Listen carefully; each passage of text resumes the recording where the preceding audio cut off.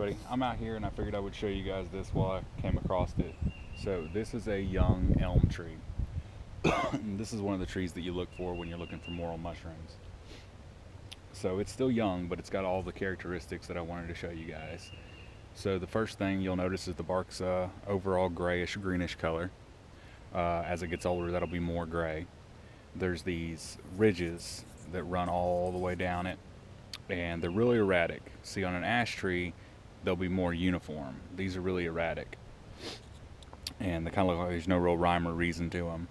But it's really ridged, really deep furrows into it, and as it gets older, these will, kind of smooth out a little bit. But the dead giveaway that you have in an elm tree is, especially when they're young like this, the bark is really spongy. So if you watch me push into it, it's really spongy. So that's pretty much a dead giveaway. I don't know of any other tree that looks like this, the bark is this. It kind of feels like styrofoam, would be a good way to describe it. But other than that, the other thing is the leaves are serrated on the edges. So these are the leaves, and you'll notice that they're alternate. So they alternate. So one's on this side, then a little bit later the next one's on that side, this side, that side. So they alternate. Ash trees don't do that. Ash trees, their twigs and leaves all go opposite one another. So there'll be one right on the other side of each other.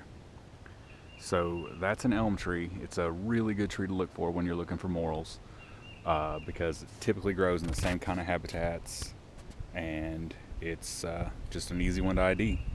So keep an eye out for these when you're out hunting morels. Let me show you a little bit older one over here. So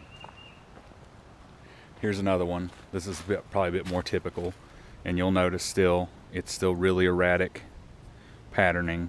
Ash trees will have diamonds in the furrows, and these may have some, but they're still really erratic looking, almost like there's two separate layers. So you'll see a deep furrow on the back, on the outside, and then maybe a little furrow on the inside a little bit more. So keep an eye out for these, and these are still a little bit spongy, but they're hardening up now that they're getting a little bit older. So that's a good tree to look for.